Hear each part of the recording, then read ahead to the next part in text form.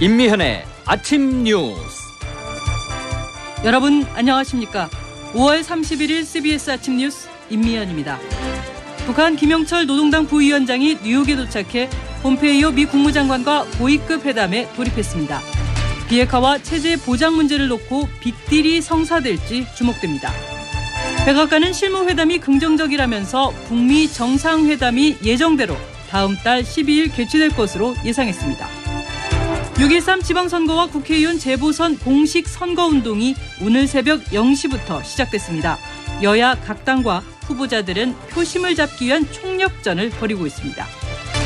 박근혜 정부 청와대와 재판 거래를 시도한 양승태 전 대법원장 등에 대해서 검찰 수사를 촉구하는 목소리가 거세지고 있습니다. 검찰이 채용비리 혐의를 받고 있는 KB 하나은행 함영주 행장에 대해서 구속영장을 청구했습니다. 이상은 이 시간 주요 뉴스입니다.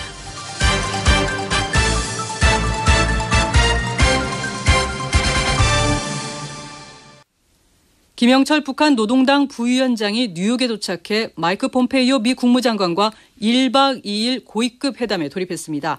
북미 정상회담을 앞두고 비핵화와 체제 보장을 둘러싼 막판 조율이 이루어질지 또 트럼프 대통령과의 면담까지 성사될지 관심이 쏠리고 있습니다. 오늘 첫 소식 워싱턴 장규석 특파원이 전하겠습니다. 우리 시간으로 오늘 새벽 3시쯤 김영철 북한 노동당 부위원장과 최광일 외무성 북미국장 대행, 김성애 통일전선부 실장 등이 미국 뉴욕 존 F 케네디 공항에 도착했습니다. 지난 2000년 조명철 북한 인민군 차수가 워싱턴을 방문한 이래 18년 만에 북한 최고위급이 미국 땅을 밟았습니다. 많은 취재진들이 공항에서 김 부위원장 일행을 기다렸지만 이들은 별도의 통로로 공항을 빠져나갔습니다. 또 오늘 새벽 4시 반쯤에는 유엔 북한 대표부 인근에 위치한 맨해튼 밀레니엄 힐튼 유엔 플라자 호텔에 도착해 여장을 풀었습니다. 김 부위원장은 취재진의 쏟아지는 질문에는 침묵을 지켰습니다. 한편 마이크 폼페이오 미 국무장관도 백악관에서 트럼프 대통령과 면담한 뒤 뉴욕으로 향했습니다. 우리 시간으로 오늘 오전, 이곳 시간으로는 저녁에 폼페이오 장관과 김영철 부위원장이 만찬을 함께하고 내일부터 본격적인 회담에 들어갈 예정입니다. 오늘 정례 브리핑에서 세라 샌더스 백악관 대변인입니다. 폼페이오 장관은 뉴욕으로 향해 오늘 밤 만찬을 갖고 내일은 하루 종일 회담을 할 것입니다. 샌더스 백악관 대변인은 이번 회담의 최우선 의제는 비핵화라고 강조했습니다. 또 북한은 비핵화에 대한 대가로 체제 보장 방안을 미국에 요구하는 것으로 알려지고 있어 북미 정상회담을 앞두고 열리는 이번 고위급 회담에서 막판 조율이 이루어질지 관심이 쏠리고 있습니다. 아울러 회담이 잘 진행될 경우 김영철 부위원장이 직접 워싱턴 DC로 이동해 트럼프 대통령을 직접 예방하고 김정은 위원장의 친서를 전달하는 장면이 연출될지도 주목됩니다. 워싱턴에서 CBS 뉴스 장규석입니다. 김영철 부위원장과 폼페이오 장관의 고위급 회담과는 별도로 판문점과 싱가포르에서도 북미 간의 실무 협상이 진행되고 있습니다. 백악관은 지금까지 실무 협상이 긍정적이라고 평가했습니다. 박초롱 기자와 함께 숨가쁘게 돌아가고 있는 북미 간의 협상 상황 짚어보겠습니다. 박 기자? 네. 판문점, 싱가포르 그리고 뉴욕 정말 동시다발적으로 북미 간의 협상이 진행되고 있군요. 네, 맞습니다. 이곳 한국에서도 북미가 만나서 며칠 동안 치열한 협상을 벌이고 있습니다. 2차 남북 정상회담 소식이 전해졌던 지난주 토요일 같은 날 판문점에서 북한 최선희 외무성 부상과 성김 필리핀 주재 미국 대사 간 협상이 진행됐습니다. 각각 미국통과 한반도 전문가로 분류되는 두 사람은 2005년 6자 회담을 비롯해 여러 차례 만난 적이 있습니다. 북미는 지난 토요일 이후 이틀 동안 판문점 협상을 갖지 않다가 어제 오전 10시부터 판문점 북측 지역 통일각에서 다시 만나 협상을 이어갔습니다. 네. 실무회담에서 북미 협상팀은 북한의 비핵화 방안과 이에 상응하는 대북 체제안전보장 방안에 대해 집중 조율한 것으로 알려져 있고요. 미 국무부는 오늘도 판문점에서 협상이 계속 진행된다고 밝혔습니다. 네. 입장차가 얼마나 좁혀졌는지 등의 여부는 알려진 바가 없지만 판문점 협상이 뉴욕에서 벌어질 김영철 부위원장과 폼페이오 장관 간 최종 담판을 위한 징검다리가 될 전망입니다. 네, 싱가포르 상황도 한번 살펴볼까요? 네. 판문점에서의 협상이 그야말로 북미 간 비핵화에 대한 실무적인 내용을 다룬다면 싱가포르에서는 다음 달 12일로 예정된 북미 정상회담의 의전, 경호 등 문제를 다룹니다. 북미 싱가포르 현지 협상팀은 김정은 일가의 집사로도 불리는 김창선 국무위원회 부장 등 8명으로 구성이 됐고요. 미국 협상팀 역시 트럼프 대통령의 집사로 꼽히는 조 헤이긴 백악관 부비서실장을 대표로 30여 명 규모로 꾸려졌습니다. 적대국이었던 두 국가의 정상이 만나는 것이니만큼 아무래도 회담 장소나 시간, 형식 등이 매우 중요할 텐데요. 그렇죠. 예, 이 협상에서 이런 것들이 정해지게 되는 겁니다. 싱가포르에서의 북미 정상회담이 알려진 대로 샹그릴라 호텔에서 열릴지, 또 남북 정상회담에서 보여줬던 도보다리 산책 등 일정이 포함될지, 또 경호 문제는 어떻게 할지 등 전 세계인들의 이목이 집중되는 회담인 만큼 세세한 조율이 있을 걸로 보입니다. 네, 정상회담이 다음 달 12일로 예정이 돼 있으니까 정말 시간이 얼마 남지 않았습니다. 그래서 각 협상팀들이 그 조율의 속도를 내고 있는데요. 북미 정상회담 이번에는 정말 예정대로 열릴 수 있을 건가요? 네, 말씀하신 대로 트럼프 미국 대통령이 서한으로 한번 취소했던 회담입니다. 근데 이게 다시 급물살을 타면서 실무 협상이 다시 이루어지고 있는 형국인 거거든요. 그래서 누구도 장담할 수는 없을 것 같습니다. 네. 하지만 일단 실무 협상이 여러 날 동안 이루어지고 있고 협상팀이 급작스럽게 협상을 중단하거나 하는 극단적인 상황은 포착되고 있지 않기 때문에 트럼프 대통령이 말한 대로 일단 12일 개최를 목표로 이견을 좁히려는 노력은 계속되고 있는 것으로 보입니다. 일종의 긍정적인 시그널로도 해석이 가능하겠죠. 네. 협상의 구체적인 내용이 알려지진 않았거든요. 근데 세라 허커비 샌더스 백악관 대변인은 현지 시간으로 30일 브리핑에서 지금까지의 회담이 긍정적으로 진행됐고 계속해서 앞으로 나아갈 것이다, 이렇게 밝히기도 했습니다. 물론 일각에서는 정말 이견이 많다, 그래서 동시다발적으로 진행될 수밖에 없는 것 아니냐, 이런 시각도 있거든요. 신범철 아산정책연구원 안보통일센터장의 말을 들어보시죠. 정상회담 합의문이 다 완성되지 않고 일부 공문안 괄호로 놔둔 상태에서 정상회담을 할 가능성도 있다고 생각해요. 그리고 사전 준비 과정이 너무 부족했어요. 네, 일단은 김영철 부위원장과 폼페이오 장관의 뉴욕 회담 결과도 지켜봐야겠고요. 네. 또 김 부위원장과 트럼프 대통령의 면담이 성사된다면 12일 북미 정상회담까지는 일단 순항할 가능성이 높다는 전망이 높습니다. 네, 잘 들었습니다. 지금까지 박초롱 기자였습니다. 6.13 지방선거를 위한 공식 선거운동이 오늘부터 시작됐습니다. 앞으로 2주 동안 선거운동 결과에 따라서 여당의 굳히기냐 아니면 야당의 뒤집기냐가 결정됩니다. 김동빈 기자입니다. 오늘 오전 0시를 기점으로 여야는 사활을 건 선거전에 돌입했습니다. 민주당은 문재인 정부의 적폐청산 기조를 이어받아 정의로운 지방정부 실현을 내세우고 있습니다. 특히 남북정상회담 등 한반도 평화 분위기를 최대한 활용한다는 계획입니다. 추미애 민주당 대표입니다. 문재인 정부는 한계 성장에 달한 한국 사회의 근본적인 처방을 위해 분단의 철책선을 걷어내고자 했습니다. 또 보수야당의 전통적인 텃밭인 부산, 울산, 경남 이른바 부울경을 전략지역으로 삼고 총력을 기울여 지역주의 극복을 위한 교두보로 삼겠다는 전략입니다. 이에 맞선 한국당은 남북정상회담 이후와 안보공세에 집중하다 역풍을 맞은 경험을 거울 삼아 경제실정 부각으로 전략을 수정했습니다. 홍준표 한국당 대표입니다. 내 살림이 지난 1년 동안 좋아졌느냐, 그런 것에 있지 추상적인 남북 문제의 선거 결과가 좌우된다고 나는 보지 않습니다. 이와 함께 한국당이 각종 여론조사에서 밀리는 것으로 나오는 불경 지역을 비롯해 대구, 경북은 절대 뺏길 수 없는 마지노선으로 삼고 당력을 집중할 예정입니다. 바른미래당과 민주평화당, 정의당 등도 거대 양당 체제의 폐해를 비판하며 견제에 나설 전망입니다. 서울시장 후보자들은 첫 TV토론회에서 날선 공방을 주고받으며 치열한 경쟁을 예고했습니다. 집중 공세를 받은 민주당 박원순 후보는 많은 시간을 방어에 할애하면서 때로는 역공을 취했습니다. 좀 야박하시다, 이런 서운하다 이런 생각까지 들어가는데요. 그 미세먼지에 관해서 질문하실 게 있으시면 어차피 저한테 질문이 많으니까 질문을 다 해주시죠. 한국당 김문수와 바른미래당 안철수 후보는 끊임없는 견제구를 날렸습니다.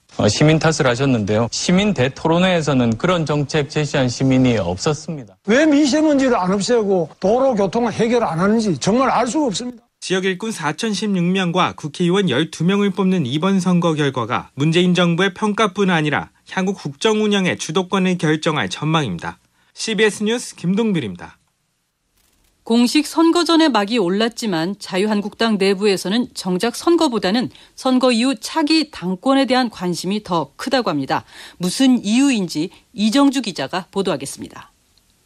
지방선거가 보름 앞으로 다가왔지만 자유한국당 내에선 차기 당권을 둘러싼 신경전이 한창입니다. 대부분 지역에서 여권 후보들에게 밀리자 홍준표 대표에 대한 백의종군 요구가 나오는 등 벌써부터 당내에선 선거 후 체제에 대한 얘기가 터져나옵니다. 사선의 정우택 의원은 침체된 당 지지율을 꼬집으며 공개적으로 홍 대표의 백의종군을 요구했습니다. 차기 당권 주자 중 한 명으로 거론되는 정 의원의 발언은 선거 후 당권 싸움을 염두에 둔 것으로 보입니다. 이에 홍 대표는 정 의원의 요구를 일축하며 강하게 맞받아쳤습니다. 충북에서 유일하게 자기 지역의 도의원도 공천 못한 사람 부끄러움을 알아요. 개가지서도 기차는 간다. 정 의원뿐만 아니라 김무성 전 대표와 나경원 의원, 이왕구, 황교안 전 국무총리도 차기 당권 주자로 하마평에 오르내리고 있습니다. 서울시장에 출마한 김문수 후보도 야권 후보 단일화를 고리로 정계 개편의 주도권을 노리는 분위기입니다. 이 같은 움직임 속에서 홍 대표는 선거에서 국민의 심판을 받겠다는 뜻을 거듭 밝혔습니다. CBS 뉴스 이정주입니다. 양승태 전 대법원장과 박근혜 정부 사이의 재판 거래 의혹의 파장이 계속 커지면서 양 전 원장 등에 대해서 강제 수사해야 한다는 주장도 거세지고 있습니다. 김기용 기자가 보도합니다. 양승태 전 대법원장이 상고법원 도입을 위해 박근혜 정부와 협상 전략을 모색한 문건이 공개된 이후 일선 법원에서는 그냥 넘어갈 수 없다는 분위기가 팽배합니다. 대법원이 나서지 않으면 자신이 직접 형사고발을 하겠다는 판사도 등장한 상황입니다. 이에 대법원은 모든 가능성을 열어두겠다는 입장입니다. 김명수 대법원장입니다. 여태까지 발표된 조사 보고서, 정리되어 제출될 개인별 보고서, 그리고 모든 대외의 의견을 종합하여 결정할 생각입니다. 그러나 대법원 차원에서 양 전 원장을 고발하는 건 부적절하다는 기류 역시 강합니다. 사법부의 독립성이 훼손될 수 있고 판사 자신이 선고할 사건을 직접 수사 의뢰하는 것 자체가 어불성설이라는 겁니다. 결국 김명수 대법원장으로선 검찰에서 수사 협조 요청이 들어오면 관련 자료를 넘겨주는 것이 최선이라는 게 일종의 차선책으로 제기됩니다. 하지만 검찰이 수사에 착수해도 실제 수사 성과를 낼 수 있을지는 미지수입니다. 양 전 원장 등이 받는 직권남용 혐의가 실제 불이익을 밝혀내지 않으면 죄가 성립하지 않기 때문입니다. 이미 조사단은 블랙리스트에 오른 판사들이 인사상 불이익을 받지 않았다고 결론 내린 상황입니다. 이런 상황에서 관련 고발이 이어지는 가운데 사법부를 상대로 한 검찰 수사가 어디까지 나아갈 수 있을지 주목됩니다. CBS 뉴스 김기용입니다. 채용비리 의혹을 받고 있는 KB 하나은행 함영주 행장에 대해서 검찰이 구속영장을 청구했습니다. 이 소식은 김명지 기자가 보도합니다. 하나은행 채용비리에 대해 수사 중인 검찰이 업무방해 등의 혐의를 받는 함영주 행장에 대해 구속영장을 청구했습니다. 지난 25일 함 행장을 비공개로 소환해 조사한 지 닷새 만입니다. 검찰은 하나금융지주 김정태 회장과 최흥식 전 금융감독원장도 각각 그저께와 지난 24일 비공개로 조사했습니다. 검찰은 공보준칙상 문제가 없다는 입장이지만 소극적인 모습이란 비판도 나옵니다. 금융정의연대 김득희 상임대표입니다. 재벌들도 대한항공 회장님 딸들도까지 다 세우는 포토라인을 유독 지주회장, 은행장만큼은 세우지 않고 비공개 소환 조사를 했다는 자체가 꼬리 자르기를 하고 있는 거 아니냐는 의심을 가지고 있고요. 함 행장 등은 신입사원 채용 과정에서 은행 고위 임원과 연관된 지원자와 특정 대학 출신 지원자 등에게 특혜를 주는 데 개입한 혐의를 받습니다. 김 회장 등 윗선을 지칭하는 표현으로 추정되는 장, 합격 등의 글자가 쓰인 인사 담당자의 수첩 등이 검찰의 증거 자료로 넘겨지기도 했습니다. CBS 뉴스 김명지입니다. 최근 남북 경협주들이 주식시장에서 나홀로 상승세를 타고 있습니다. 하지만 실적보다는 막연한 기대감에 기댄 주가 급등 형상으로 투자주의를 당부하는 목소리가 높습니다. 임진수 기자입니다. 트럼프 대통령이 우리 시간으로 지난 24일 저녁 북미 정상회담 취소 의사를 밝히자 경협주는 혼돈에 빠졌습니다. 건설업과 철도 관련업, 개성공단 입주 기업 등 관련 기업들의 주식 대부분이 10에서 20%포인트 급락했습니다. 하지만 주말 사이 2차 남북 정상회담이 개최되고 북미 정상회담도 재개된다는 소식이 전해지자 상당수 경협주가 가격 상승 제한폭인 30%포인트까지 올랐습니다. 이 거래일 만에 냉온탕을 오간 것으로 그만큼 변동성이 크다는 얘기입니다. 실제로 지난 3월 초 남북 정상회담 개최 소식이 전해진 이후부터 최근까지 상당수 경협주가 이전보다 2~3배가량 오르는 등 단기간에 급등세를 보였습니다. 이 때문에 주식시장에서는 경협주 상승 랠리에 올라타기 위해 빚을 내서 주식에 투자하는 개미들이 늘어나고 있는 실정입니다. 실제 신용거래 융자와 예탁증권 담보대출 등 투자금을 빌려주는 자금의 잔액 규모가 사상 최대치를 기록하고 있습니다. 전문가들은 장기적으로 남북관계 개선에 따른 경제협력 활성화로 경협주들이 수혜를 입을 것은 분명하지만 단기적인 주가 급등은 경계해야 한다고 입을 모읍니다.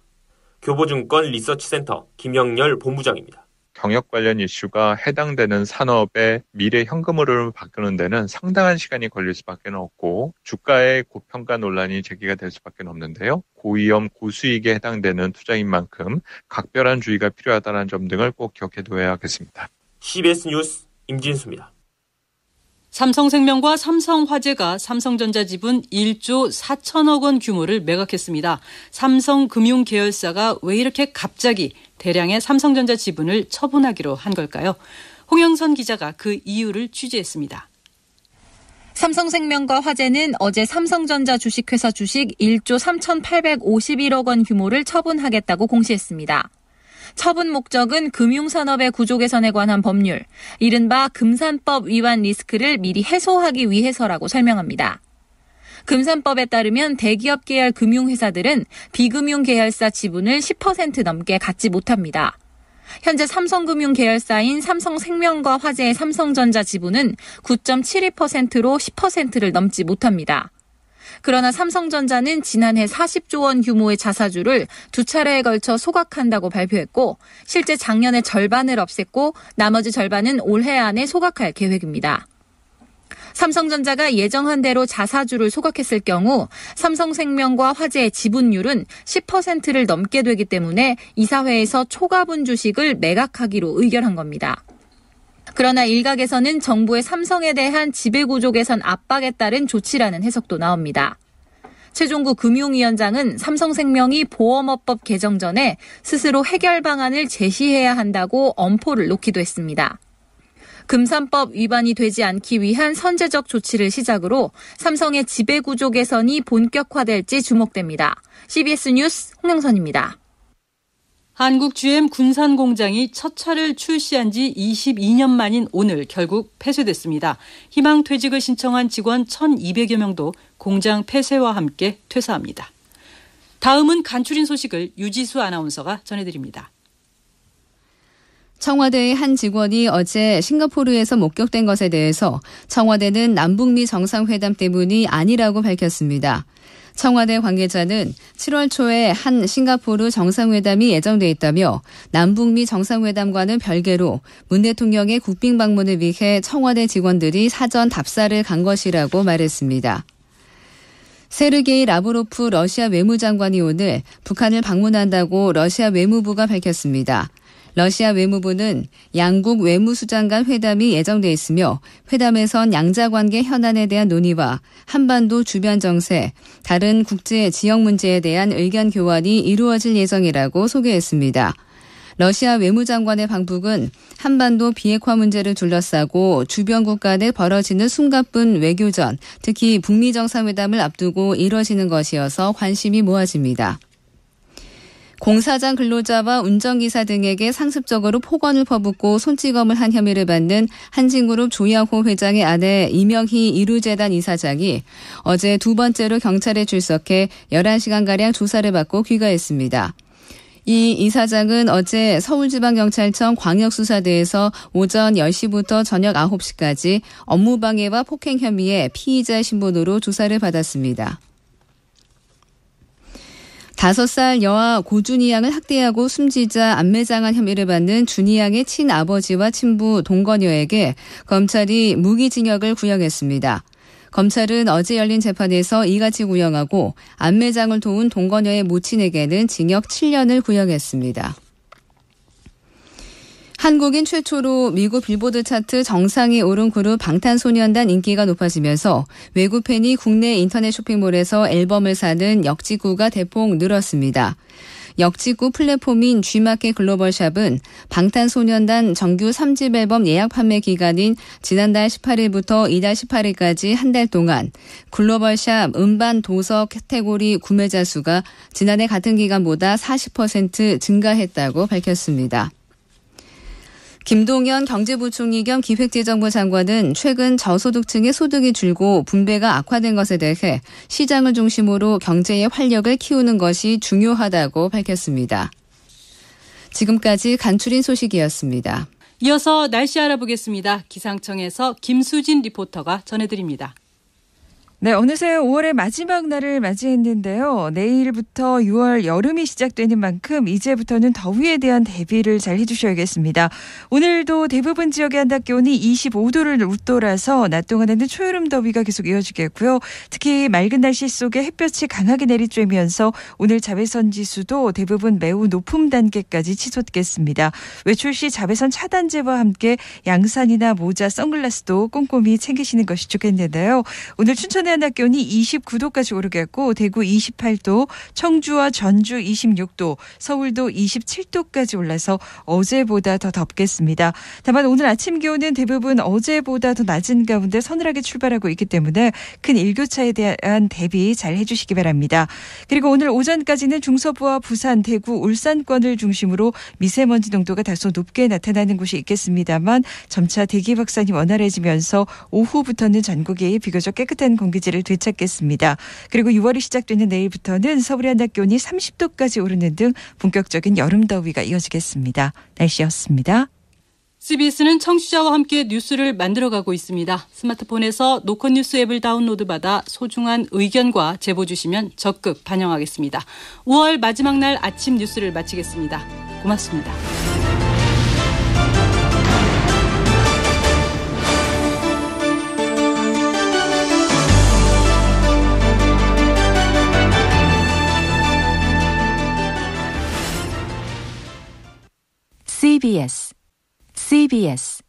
CBS